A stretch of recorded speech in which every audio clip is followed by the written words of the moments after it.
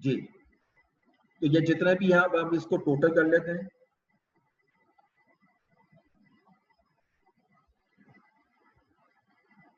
इसको टोटल किया, that is 134,644, और ये देख सकते हो कि ये इससे रिकंसाइल हो रहा है 134,644। तो लिहाजा ये जितना आज की एग्जांपल मैंने ली, इस एग्जांपल में मैंने छोटे छोटे पॉइंट लिए मुख्तलिफ। टैक्स रिकंसिलिएशन में अब हमने डिस्कस किया, चार चीजें आ जाती हैं, चार different. Number one, tax on disallowed expense of the current year, बल्कि डिसअलाउड छोड़ दो, tax on permanent difference. Number two, tax on disallowed expense in the prior year. Number three, effect of tax rate change. Number four, under या over provision of tax. ये चार चीजें आएंगी जो अभी तक हमने पढ़ा है, ठीक है जी। और इसके बाद जैसे ही आगे बढ़ेंगे तो कुछ एक दो चीजें और भी आनी है। तो ये टैक्स रेट चेंज का, अब इसको मुकम्मल कर लें। टैक्स रेट चेंज का तो इफेक्ट मैंने शो कर दिया। अब यहाँ जो डेफर्ड टैक्स आना है स्टेटमेंट ऑफ फाइनेंशियल पोजीशन में, ये आएगा वर्किंग नंबर 15.2 से, जो डेफर्ड टैक्स आपने निकाला है। और क्लोजिंग बैलेंस चाहिए, तो क्लोजिंग बैलेंस कितना है डेफर्ड टैक्स का? क्लोजिंग बैलेंस दिस वन, ये 18,560। और करंट टैक्स जो आपने लेना है, करंट टैक्स वो आपका वो आएगा चूंकि आपने इस साल का टैक्स कैलकुलेट किया है, इस साल का, ठीक है जी, 113,984। ये फॉर द ईयर, ये टोटल नहीं आएगा, 121,484 नहीं आएगा प्लीज, सिर्फ वो आएगा जो आपका इस साल का है, ठीक है जी। ये 15.1। ये अब आपका क्वेश्चन कंप्लीट हुआ। अब यहाँ कोई क्वेश्चन अगर आपके ज़हन में है, कोई चीज नहीं समझ आई या कुछ चीज मजीद आपको क्लियर करनी है तो आप please ask me question, otherwise मैं अगले पॉइंट पे जाऊंगा। सर ये effect on tax rate change एक दफा दोबारा बता दें। Effect of tax rate change मैं दोबारा बता देता हूँ। देखिएगा, इसको मैं कलर से हाईलाइट करता जाता हूँ जहां जहां इसका इफेक्ट आ रहा है। देखिए, पहले आपने ये करना है, डेफर्ड टैक्स कैलकुलेट करना है, ये ओपनिंग बैलेंस निकला है, ठीक है जी। उसके बाद ये effect of tax rate change को मैं यहाँ हाईलाइट कर रहा हूँ येलो कलर से, और इसको प्रोमिनेंट करने के लिए बोल्ड कर देता हूँ। देखिएगा, effect of tax rate change में देखना यह है कि जो पिछले साल की लाइबिलिटी थी आपकी, वो चूंकि यकीनी बात है डेफर्ड टैक्स कहते ही वो ही है। अगर डेफर्ड टैक्स लाइबिलिटी का मतलब क्या है? ऐसी लाइबिलिटी जो मुझे फ्यूचर में पे करनी है। अगर 2016 में आपने डेफर्ड टैक्स लाइबिलिटी क्रिएट की थी और आप कह रहे थे मैंने 5400 पे करना है, that is fine till 31st December 2016, but due to increase in tax rate मुझे ज्यादा अमाउंट पे करनी पड़ेगी। टैक्स अथॉरिटीज तो नहीं मानेंगे जी कि आप 30% पे करो, बल्कि टैक्स अथॉरिटीज ये कहती है जिस साल में पे करना है उस साल का टैक्स रेट लगेगा। तो लिहाजा अब मेरा लाइबिलिटी 30% नहीं रही, 32% हो, तो मैं 2% इंक्रीज कर रहा हूँ, ठीक है जी। तो 2% इंक्रीज करने का तरीका क्या है कि ये 5400 30% पे निकला हुआ, तो मैं 5400 को 30 पे डिवाइड करता हूँ ताकि 1% आ जाए, और 2% इंक्रीज हुआ है तो 2% मैंने ऐड कर दी, ठीक है जी। तो ये टैक्स रेट चेंज का इफेक्ट आ गया।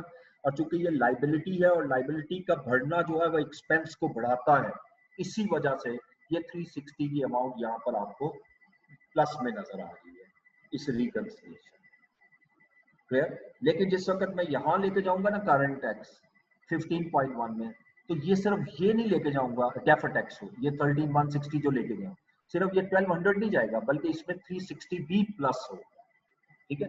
सिर्फ डिस्क्लोजर रिक्वायरमेंट है कि आप ये बताओ क्लियरली कि 13,160 जो आपने डेफर्ड टैक्स टैक्स एक्सपेंस में शो किया है, ये इसमें कितनी अमाउंट ऐसी है जो कि आपकी टैक्स रेट चेंज की वजह से आ रही है, और कौन सी ऐसी है जो कि टेम्परेरी डिफरेंस में चेंज होने की वजह से आ रही है, राइट।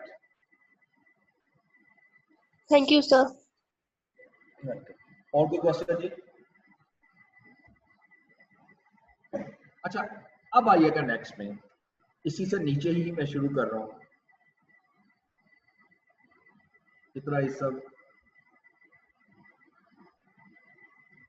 इसको रेड कलर में मैंने इसलिए किया ताकि ये डिफरेंट हो जाए। ये क्वेश्चन का हिस्सा नहीं।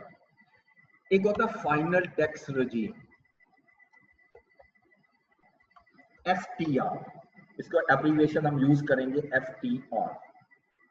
एक तो हमने पढ़ा था ना ETR, इफेक्टिव टैक्स रेट, एक हमने पढ़ा था APR, applicable tax rate, ATR। ये FTR है, फाइनल टैक्स रेजिम। जिन्होंने टैक्स पढ़ा है उनको आइडिया होगा। कुछ इनकम ऐसी होती है किसी भी बिजनेस में या इवन इंडिविजुअल की, जिस पे जो टैक्स रेट अप्लाई होता है, जो टैक्स रेट है वो डिफरेंट होता है उस टैक्स रेट से जो नॉर्मल टैक्स रेट है। ठीक है, नॉर्मल टैक्स रेट जैसे यहाँ पर 32% या 30% है, तो कुछ आइटम पे टैक्स फिक्स होगा। मसलन डिविडेंड इनकम पे टैक्स डिफरेंट होता है, आपकी लॉटरी इनकम जो होती है वो, या जिसको कैजुअल इनकम कहते हैं, उस पर टैक्स रेट कुछ और होता है। ठीक है, इसी तरीके से जो आप टीचिंग करते हैं विजिटिंग पर, उस पर जो आपका टैक्स रेट होता है वो डिफरेंट होता है। इस तरह मुख्तलिफ टैक्स है। अब उस पे जो टैक्स आ रहा है वो उससे ज्यादा पे नहीं करना होता। मिसाल के तौर पर मैं एग्जांपल में आपको लेता हूँ, डिविडेंड इनकम जो है that is taxable at different rate, suppose taxable at 20%। ठीक है, जबकि नॉर्मल टैक्स रेट आपके पास जो है वो 30% है। अब आपका अकाउंटिंग प्रॉफिट जो है वो ₹698,000 है अकाउंटिंग प्रॉफिट, और वो लिख रहा है इंक्लूड्स डिविडेंड इनकम ऑफ ₹6,000। यानी ये जो अकाउंटिंग प्रॉफिट आपने 98,000 लिखा है, इसके अंदर डिविडेंड इनकम आपकी शामिल है ₹6,000। अब जरा इसकी करंट टैक्स कैसे निकालेंगे, करंट टैक्स कैलकुलेशन। यानी ये जो डिविडेंड इनकम है इसका इफेक्ट कहां कहां जाएगा। जब करंट टैक्स की कैलकुलेशन करते हैं तो अब इसमें कोई मैंने परमानेंट डिफरेंस नहीं लिया, किसी किस्म का कोई मैंने यहां पर टेम्परेरी डिफरेंस भी नहीं लिया। यानी मैं कह सकता हूं accounting profit is equal to taxable profit, तो मैं स्टार्ट लूंगा अकाउंटिंग प्रॉफिट से जैसे दिया है। नॉर्मली हम क्या करते हैं जी, इसमें अकाउंटिंग प्रॉफिट में हम ऐड करते हैं, यू नो दैट, कि हम ऐड करते हैं क्या चीज, जो टैक्स अकाउंटिंग ट्रीटमेंट आपका डिफर करता है टैक्स से, और टैक्स वाला हम माइनस करते हैं या उसको इनकॉर्पोरेट करते हैं। अब इसमें 98,000 ही मेरी टैक्सेबल इनकम है, लेकिन इसमें चूंकि डिविडेंड फाइनल टैक्स रेजिम में आ रही है, मैं पहले इसमें से डिविडेंड लेस कर दूंगा, क्योंकि dividend income shall be taxed at different rate. अब डिविडेंड इनकम है मेरे पास 6,000, तो जो आंसर आएगा इसको मैं लिखूंगा taxable profit subject to normal rate. यानी ये वो टैक्सेबल प्रॉफिट है जिस पे नॉर्मल रेट एप्लीकेबल होना है, यानी 92,000। अब मैं कैलकुलेट करता हूं कैलकुलेशन ऑफ टैक्स, तो मैं टैक्स अब दो अमाउंट पे निकालूंगा, tax on dividend income at a rate of 20%, यानी मैं 6,000 का 20% लूंगा तो 1,200, और उसके बाद टैक्स ऑन ₹92,000, ये जो बाकी अमाउंट मैंने कैलकुलेट की है इस पे टैक्स रेट लगेगा 30%। तो 92,000 का 30% जो है वो आप अगर कैलकुलेट करो, सॉरी वो मैंने थाउजेंड्स नहीं लिए, इज इक्वल टू 92,000 इनटू 30%, तो ये 27,600। इससे पहले हम क्या करते आए हैं, हम सीधा 98,000 का 30% निकाल लेते थे, लेकिन अब चूंकि फाइनल टैक्स रिजीम आ गई, जहां फाइनल टैक्स रिजीम आएगी याद रखना है आपने कि फिर दोनों को सेपरेट टैक्स निकालना है। ये मेरा current tax for the year है। ठीक है, इसका किसी किस्म का कोई इफेक्ट डेफर्ड टैक्स पे नहीं जाता, ये डिविडेंड इनकम का, FTR का। लेकिन जब आप टैक्स एक्सपेंस रिकंसिलिएशन करते हो, ठीक है, वहां पर इसका इफेक्ट जाएगा। ठीक है, अब कैसे जाएगा, आप लिखोगे tax difference on dividend income. और टैक्स डिविडेंड कैसे निकलेगा वो यहां शो कर देते हैं हम।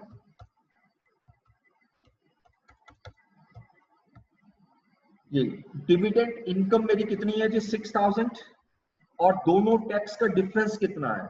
नॉर्मल टैक्स रिजीम के मुताबिक मेरा टैक्स बनता है 30%, और एटीआर के थ्रू सॉरी जो एफटीआर के थ्रू मेरा टैक्स बनता है वो 20% है, और नॉर्मल टैक्स रिजीम के मुताबिक मेरा 30% है। डिफरेंस टैक्स रेट का 10% हुआ, यानी 6000 का 10% मैं रिकंसिलिएशन में से माइनस करूंगा।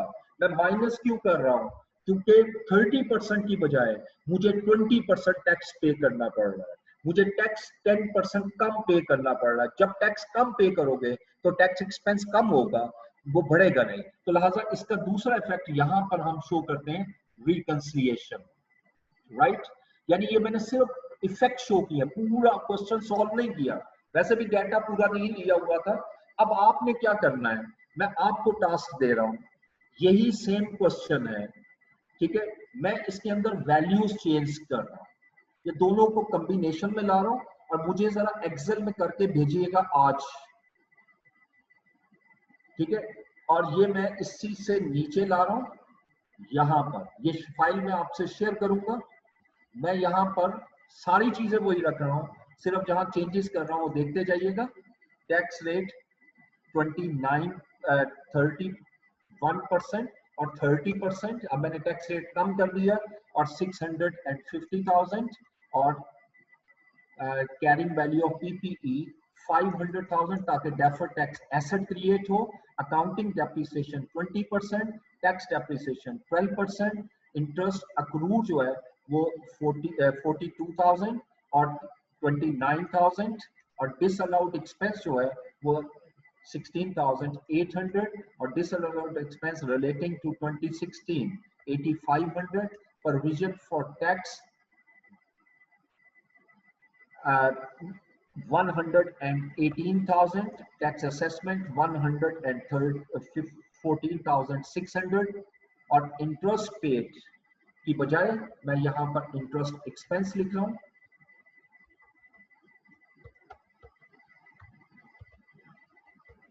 और इंटरेस्ट एक्सपेंस है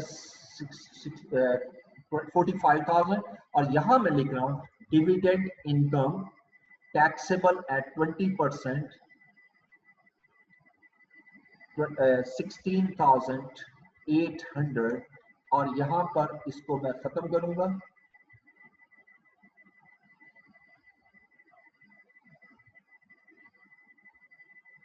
ठीक है, और ये मैं लिख रहा हूं included in above profit।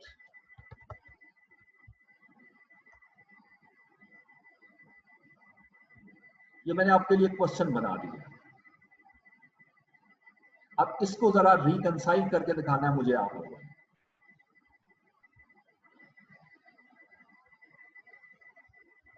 Right, ये क्वेश्चन है। अभी चूंकि मेरी बैक टू बैक क्लासेस हैं, तो आपको ये मैं शेयर करूंगा 12:30 बजे क्वेश्चन। तो अगर आपने पिक्चर लेनी है तो अभी ले सकते हो, ताकि आप स्टार्ट कर दो अगर आप करना चाहो। अदरवाइज मैं 12:30 के बाद ही इसको शेयर कर सकता हूँ। ये आपका होमवर्क हो गया। अब जरा अटेंडेंस पहले लगा लें।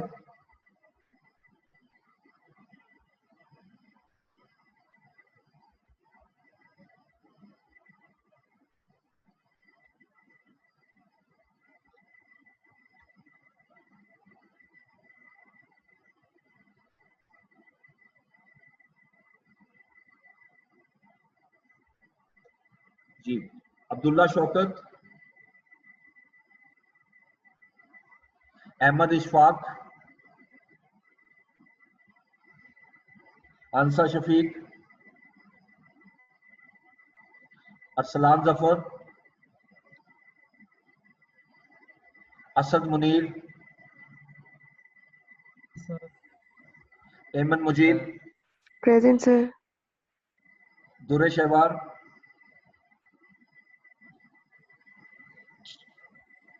Absent, Iman Tariq, Present.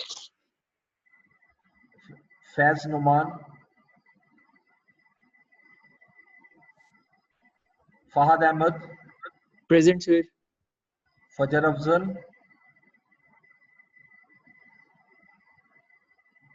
गुले राना,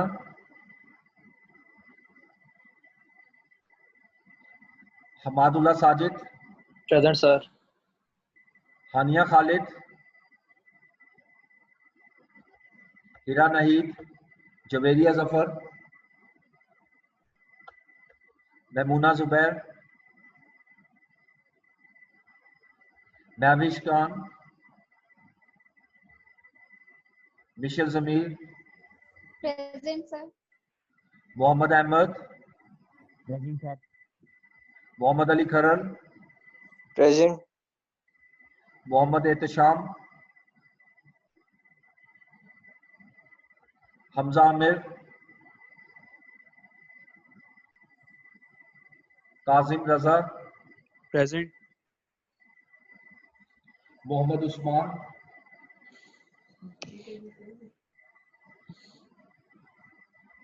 मोहम्मद जकरिया, मुनीबुल हसन, नवाल फखर,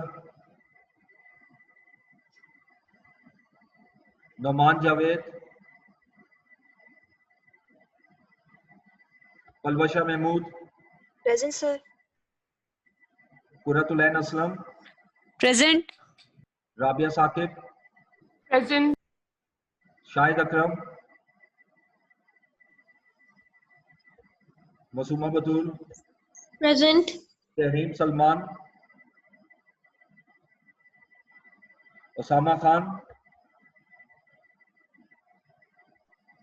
जुनैर वसीम, Present. Present. अच्छा ये कौन लास्ट में कौन दो बोले हैं?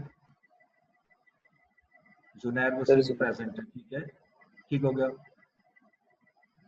असद एमन, ठीक है, इसका हो गया। ईमान तारिक का भी हो गया। फाहद, हमादुल्ला, काजिम, सर शाहिद अकरम प्रेजेंट है। शाहिद अकरम प्रेजेंट है, ओके, शाहिद अकरम प्रेजेंट हुआ। और कोई ऐसा है? ठीक है, चलिए, थैंक यू सो मच। अब इसको क्वेश्चन को आपने मुझे करके भेजना है। Thank you so much.